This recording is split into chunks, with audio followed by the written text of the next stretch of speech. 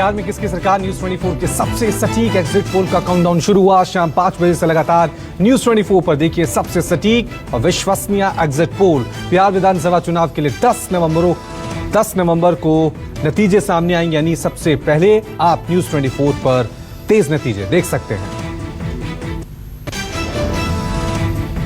बिहार विधानसभा चुनाव के अंतिम चरण के मतदान के दौरान पूर्णिया से बड़ी खबर आई। सुरक्षा बलों से वोटरों की झड़प हुई है। बताया गया है कि वोट डालने के लिए लाइन में खड़े एक व्यक्ति को सीआईएसएफ के जवान ने डंडा मार दिया, जिसके बाद हिंसा शुरू हो गई। इस दौरान पुलिस को लाठियां चलानी पड़ी। हवाई फायरिंग की भी खबर है। पुलिस ने 3 लोगों को हिरासत में लिया है।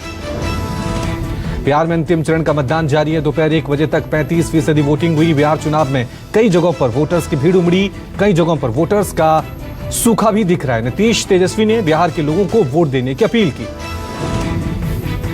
बिहार में 78 सीटों पर वोटिंग जारी। सहरसा, सीतामढ़ी समेत कई जगहों पर ईवीएम खराब होने की शिकायतें आई। पश्चिमी चंपारण, पूर्वी चंपारण, सीतामढ़ी, समस्तीपुर, सहरसा के मतदाताओं में जोश। पूर्णिया, कटिहार, मधुबनी में भी सोशल डिस्टेंसिंग के साथ वोटिंग।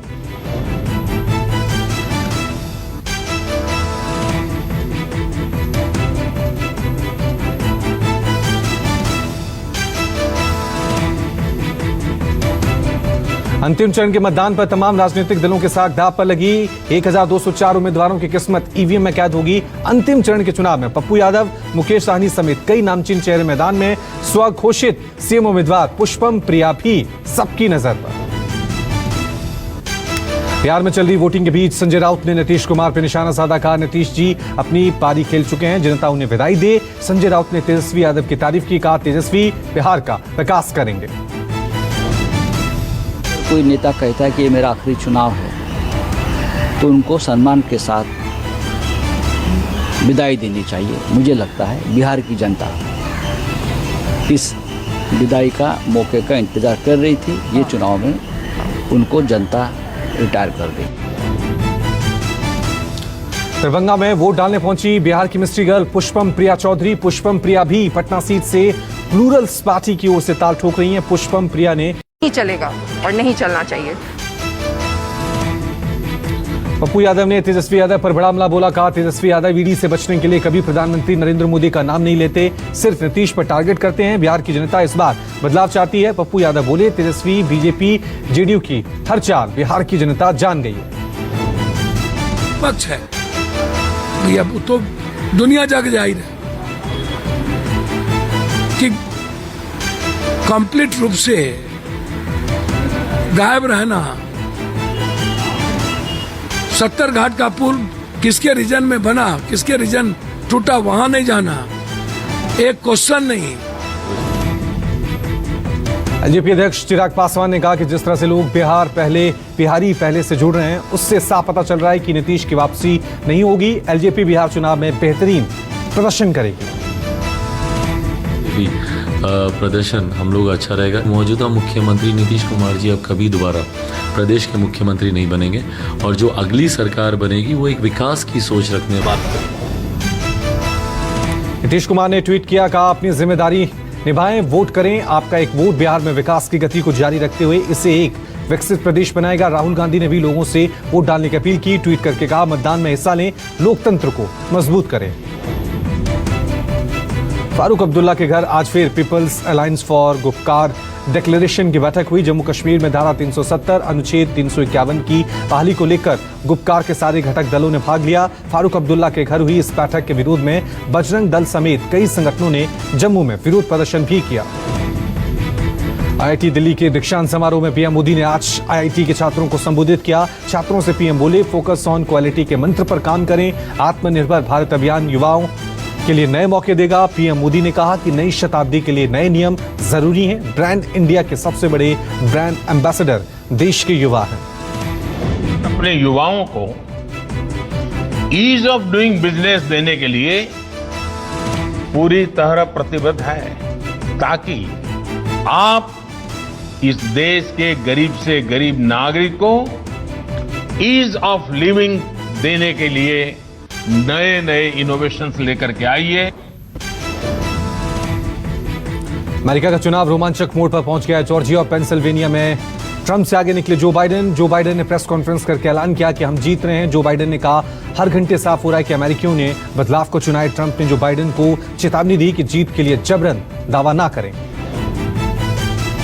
व्हाइट हाउस पहुंचने के लिए 538 इलेक्टोरल वोट में से 270 वोट हासिल करना जरूरी है। ताजा आंकड़ों के मुताबिक जो बाइडेन 264 इलेक्टोरल वोट उनको मिले हैं, ट्रंप को 213 मिले हैं। इस बीच अमेरिका की सुप्रीम कोर्ट ने कहा है कि पेंसिल्वेनिया में चुनाव के दिन रात 8 बजे के बाद आए वोटों को अलग कर सुरक्षित रखा जाएगा। अगर जरूरत पड़ी तो इन वोटों की अलग से गिनती होगी। ट्रंप ने चुनाव में धांधली का आरोप लगाते हुए फिर कहा कि चुनाव की रात को सभी राज्यों में हमारी बड़ी लीड थी, पर रहस्यमय तरीके से हम आगे से पीछे चले गए। राष्ट्रपति डोनाल्ड ट्रंप बोले जॉर्जिया के गायब मिलिट्री बैलेट कहां चले गए। ट्रंप ने कहा कि जैसे जैसे हमारे कानून आगे बढ़ेंगे शायद कि लीड वापस आ जाएगी।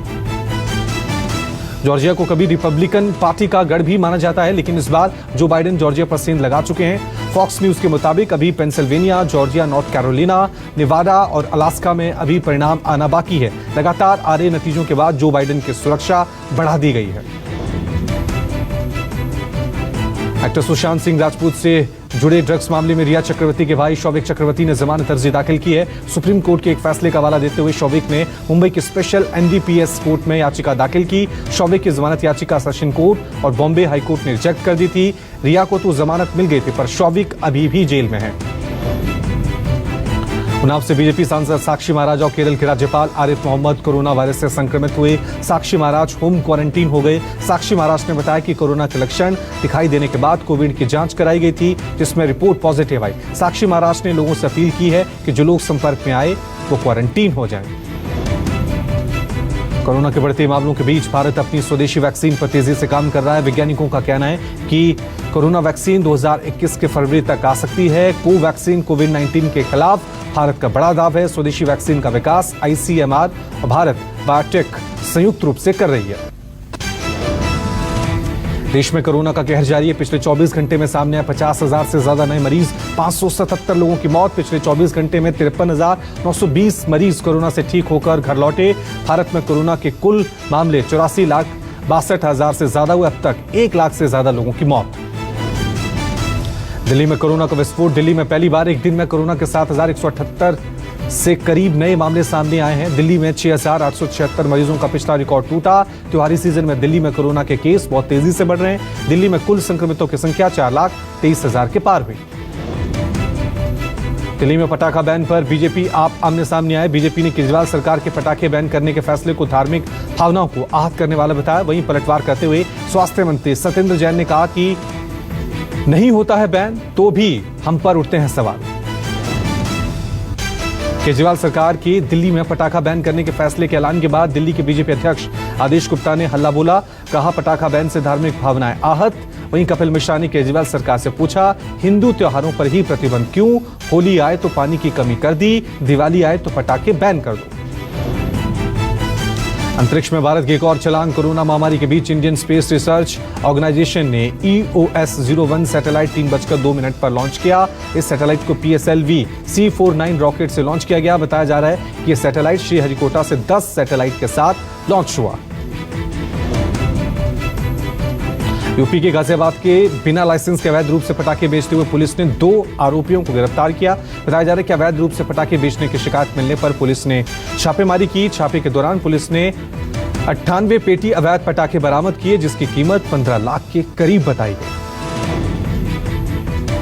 यूपी के ग्रेटर नोएडा में संदिग्ध परिस्थितियों में अपार्टमेंट से गिरकर एक महिला की मौत हो गई है। सोसाइटी के 17वीं मंजिल से गिरकर महिला की मौत हुई। बताया जा रहा है कि महिला के साथ 2 साल के मासूम की भी मौत। फिलहाल पुलिस मौत के कारणों की तलाश में जुटी। कोरोना के चलते लखनऊ में दर्दनाक हादसा देखने को मिला। डिप्रेशन में आकर सॉफ्टवेयर इंजीनियर ने खुद को गोली मारी। मौके पर सॉफ्टवेयर इंजीनियर की मौत हुई। बताया जा रहा है कि पुलिस के मुताबिक कनाडा जाना चाहता था इंजीनियर। लॉकडाउन के चलते वीजा कैंसिल हो गया, जिसके बाद से ही इंजीनियर डिप्रेशन में था। विराट कोहली की टीम का आईपीएल जीतने का सपना फिर से टूटा। एलिमिनेटर मुकाबले में बेंगलुरु को हैदराबाद ने हराया। सनराइजर्स ने इस मुकाबले में 6 विकेट से बेंगलुरु को हराया। वहीं विराट की टीम निर्धारित 20 ओवर में सिर्फ 131 रन ही बना सकी। आरसीबी की हार के बाद टीम इंडिया के पूर्व क्रिकेटर गौतम गंभीर ने कहा कि यह टीम तो प्लेऑफ में भी पहुंचने के लायक नहीं थी। साथ ही गंभीर ने यह भी कहा कि अब आरसीबी को विराट के अलावा किसी और को कप्तान बनाना चाहिए। बिग बॉस सीजन 14 में एक बार फिर हुई एजाज और जान के बीच लड़ाई। एजाज ने जान को टास्क के दौरान टॉयलेट में हाथ डालने को कहा। इसके बाद से जान और एजाज के बीच जबरदस्त तू मैं देखने को मिली। बॉलीवुड एक्टर और मॉडल मिलिंद सोमन के खिलाफ न्यूड फोटोशूट कराने के आरोप में केस दर्ज। गोवा की छवि और संस्कृति का अपमान को लेकर गोवा सुरक्षा मंच ने दर्ज कराया आरोप। दरअसल अपने जन्मदिन पर मिलिंद ने अपने इंस्टाग्राम अकाउंट पर शेयर की थी न्यूड फोटो। दिवाली पर Xiaomi अपने यूजर्स के लिए धांसू ऑफर लेकर आई है। ऑफर के तहत कंपनी यूजर्स को पुराने फोन के बदले 70% तक की कीमत दे रही है। कंपनी ने स्कीम को स्मार्ट अपग्रेड नाम दिया है। स्मार्ट अपग्रेड स्कीम 3 से 15 महीने पुराने फोन पर लागू होगी। पेटीएम अपने यूजर्स को दे रही है बाय नाउ पे लेटर की सुविधा। कंपनी ने सर्विस का नाम पेटीएम पोस्टपेड रखा है। पेटीएम पोस्टपेड अपने यूजर्स को 1 लाख रुपए तक का क्रेडिट लिमिट देती है, जहां यूजर्स इसका भुगतान अगले महीने कर सकते हैं। देश की सबसे भरोसेमंद कंपनी LIC की अक्षय पॉलिसी के तहत एक ही बार जमा करना होगा प्रीमियम। इस पॉलिसी में दिव्यांग भी निवेश कर सकते हैं। इसमें अधिकतम निवेश की कोई लिमिट नहीं है। साथ ही पेंशन प्राप्त करने के लिए 10 विकल्प दिए जाते हैं।